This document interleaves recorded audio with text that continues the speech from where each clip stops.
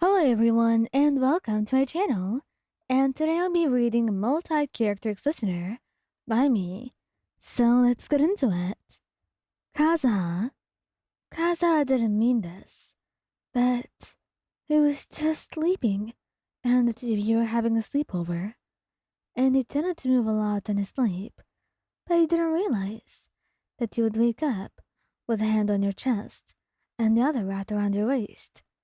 You were frozen in place when you woke up, bright red, but you weren't sure if you could even move. Was he awake during this, or was he just sleeping? And he woke up to this. So obviously there was some reason to the fact that he scrambled away quickly, blushing brightly and apologizing repeatedly.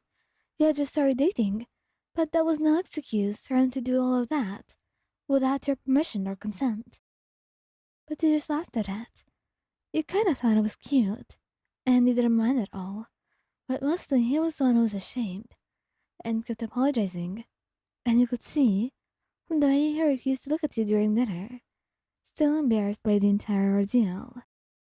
However, you really just wanted to make it up to him, and you hoped you could, because you didn't want him thinking about this for much longer than he should. Heizou. Now, Heizou, it was not that much of an accident. He meant to do it. So, the reason why this all happened was because you were wearing a tight dress, and Hazel could not take his eyes off of you.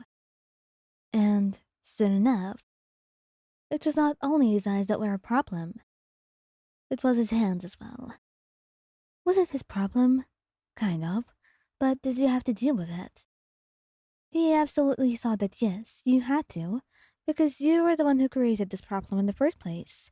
You were wearing this, and it was not his fault that he had to see it, and therefore deal with it in ways that satisfy him.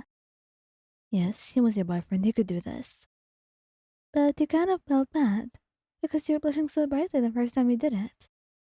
His hands on your chest. And that's why. He backed away for a moment, apologizing. But you just told him that you were shocked and all. That it was nothing to apologize for. And that you could do it again if you wanted. That part he mumbled quietly. But he laughed a lot when you said it, making you regret it entirely.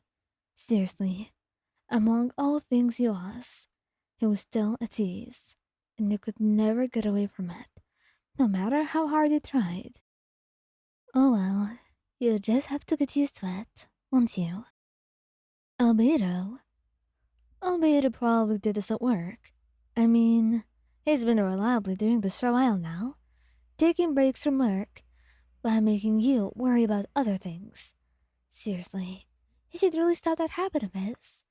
But something inside of him told him that he really shouldn't worry about being, well, disobedient, whatever rules he has put, because he was his own boss. And that's why he didn't care at all, disobeying these rules.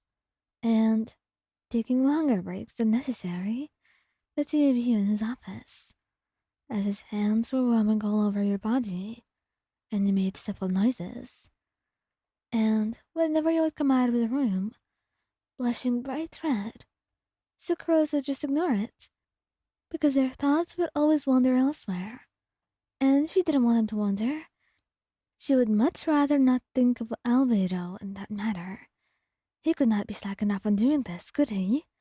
She could not fathom it, and that's why she decided not to think about it. Venti. Venti really does this on purpose, but only, well, when he's drunk.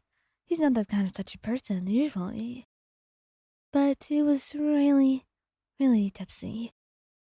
And that's why he just thought it was funny to do this. And in public, too.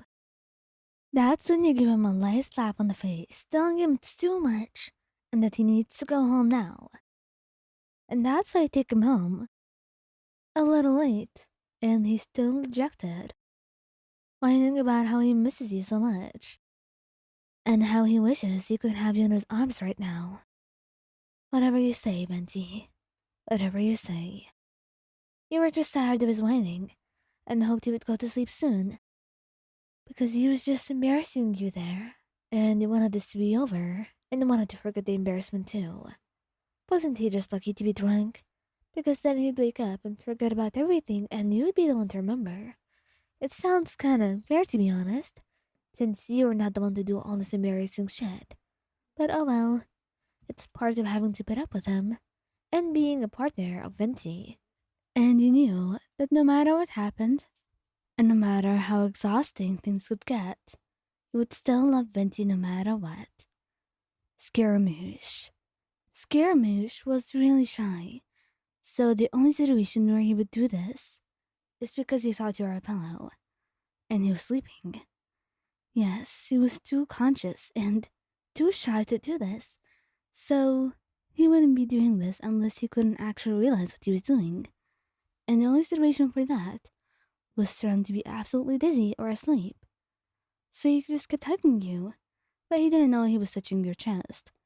And when he woke up to you telling him to just give you a little bit of space, he blushed brightly, scooting away, and burying his face into his own hands, murmuring a soft apology, while you just stroked his hair gently, telling him it's fine, and that he could go back to sleep now if he wants.